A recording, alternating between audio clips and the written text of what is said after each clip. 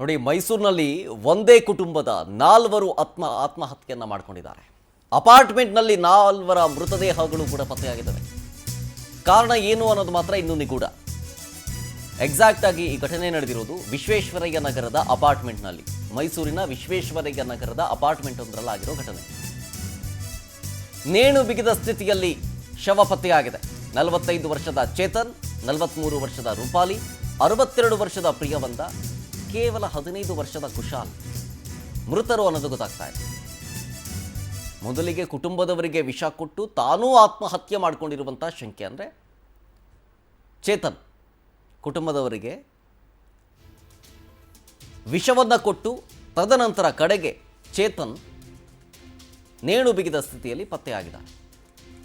ಸದ್ಯ ವಿಚಾರಕ್ಕೆ ಸಂಬಂಧಪಟ್ಟಂತೆ ಸ್ಥಳಕ್ಕೆ ವಿದ್ಯಾರಣ್ಯಪುರ ಪೊಲೀಸರು ಭೇಟಿ ಕೊಟ್ಟು ಪರಿಶೀಲನೆ ಮಾಡ್ತಾ ಇದ್ದಾರೆ. ಈ ಸಾವಿಗೆ ನಿಖರವಾದ ಕಾರಣ ಇನ್ನೂ ಕೂಡ ತಿಳಿದಿಲ್ಲ. ಪೊಲೀಸರು ತನಿಖೆಯನ್ನು ಮಾಡ್ತಾ ಇದ್ದಾರೆ. ಈ ಬಗ್ಗೆ ಹೆಚ್ಚಿನ ಮಾಹಿತಿ ಕೊಡ್ತಾರೆ ನಮ್ಮ ಪ್ರತಿನಿಧಿ ಸುರೇಶ್. ಫೋನ್ ಸಂಪರ್ಕದಲ್ಲಿ ಜಾಯ್ನ್ ಆಗ್ತಾರೆ. ಸುರೇಶ್, ಈಗ ಪ್ರಾಥಮಿಕ ತನಿಖೆಯಲ್ಲಿ ಪೊಲೀಸರಿಗೆ ಈ ಫ್ಯಾಮಿಲಿಯ ಹಿನ್ನೆಲೆಯ ಬಗ್ಗೆ ಆಗಲಿ ಅಥವಾ ಈ ಸಾವಿಗೆ ನಿಖರ ಕಾರಣ ಆಗಲಿ ಏನಾದರೂ ಗೊತ್ತಾಯ್ತಾ ಅಂತ?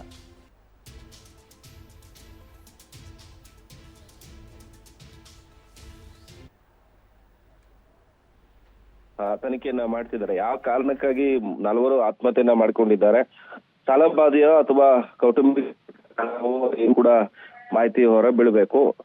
ಒಟ್ಟಾರೆ ಈ ವಿಶ್ವೇಶ್ವರ ನಗರದ ಖಾಸಗಿ ಅಪಾರ್ಟ್ಮೆಂಟ್ ಅಲ್ಲಿ ನೆಲೆಸಿದಂತ ಕುಟುಂಬ ಇದೀಗ 4 ದಾರುಣವಾಗಿ ಸಾವನ್ನಪ್ಪಿದ್ದಾರೆ. ಅಂದ್ರೆ 3 ವಿಷ ಕುಡಿದ ಸ್ಥಿತಿಯಲ್ಲಿ ಹಾಸಿಗೆ ಮೇಲೆ ರೂಮ್ ನಲ್ಲಿ ಬಿದ್ದು ಸಾವನ್ನಪ್ಪಿದ್ರೆ, ಮತ್ತೋರ್ವ ಚೇತನ್, ಮನೆ ಯಜಮಾನ ಆಗಿದ್ದಂತ ಚೇತನ್, 45 ವರ್ಷದ ಚೇತನ್ ನೇಣು ಬಿಗಿದ ಸ್ಥಿತಿಯಲ್ಲಿ ಪತ್ತೆಯಾಗಿದ್ದಾನೆ. ಘಟನೆಯ ಪಕ್ಕದ ಸ್ಥಳೀಯರು ವಿವರಿಸುವ ರೀತಿಯನ್ನು ನೋಡಿದ್ರೆ, ಚೇತನ್ 3 ಕೂಡ ವಿಷವನ್ನು ಕೊಟ್ಟು ಆತ ಕೂಡ ನೇಣಿಗೆ ಶರಣಾಗಿದ್ದಾನೆ ಅನ್ನೋ ಮಾಹಿತಿ ಲಭ್ಯ ಇದೆ.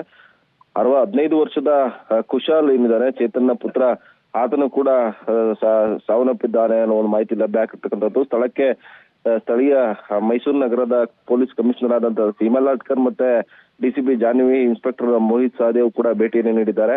ಸಾವಿಗೆ ಕಾರಣ ಏನು ಅನ್ನೋದು ಕೂಡ ತನಿಖೆಯಿಂದ ಬೆಳಕಿಗೆ ಬರಬೇಕು. ಯಾಕೆ ಏಕಾಏಕಿ 4 ಸಾವನ್ನಪ್ಪಿದ್ರು ಅನ್ನೋದು ಕೂಡ ಸಾಕಷ್ಟು ಕುತೂಹಲಕ್ಕೆ ಕಾರಣ ಆಗಿದೆ. ಜೊತೆಗೆ ಅಪಾರ್ಟ್ಮೆಂಟ್ ನಲ್ಲಿ ಏನು ಅಪಾರ್ಟ್ಮೆಂಟ್ ನ ಬಗ್ಗೆ ಒಂದಷ್ಟು ಗಂಭೀರವಾಗಿ ಸ್ಥಳೀಯರು ನೋಡಿದಂತ ಸಂದರ್ಭದಲ್ಲಿ ಘಟನೆಗೆ ಬೆಳಕಿಗೆ ಬಂದಿದೆ. ಅಲ್ಲಿ ಒಂದಷ್ಟು ಚಟುವಟಿಕೆಗಳು ಇರ್ತಾ ಇತ್ತು. ಆದ್ರೆ ಇವತ್ತು ಯಾವುದೇ ರೀತಿಯ ಚಟುವಟಿಕೆಗಳು ಕಾಣಿರಲಿಲ್ಲ. ಹೀಗಾಗಿ ಸ್ಥಳೀಯರು ಗಮನಿಸಿದಾಗ 4 ಸಾವನ್ನಪ್ಪಿರುವ ವಿಚಾರ ಬೆಳಕಿಗೆ ಬಂದಿದೆ.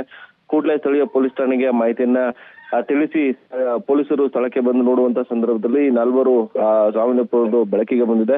ಮೃತದೇಹಗಳನ್ನ ಮೈಸೂರಿನ ಮರಣೋತ್ತರ ಪರೀಕ್ಷೆಗೆ ಮೈಸೂರಿನ ಶವಗಾರಿಕೆ ಸಾಗಿಸುವ ಸಾಧ್ಯತೆ ಇದೆ. ಕೆಲವು ಹೊತ್ತಿನಲ್ಲಿ ಮರಣೋತ್ತರ ಪರೀಕ್ಷೆ ಕೂಡ ಪರೀಕ್ಷೆಗೆ ಮೃತದೇಹಗಳನ್ನ ರವಾನೆ ಮಾಡ್ತಾರೆ.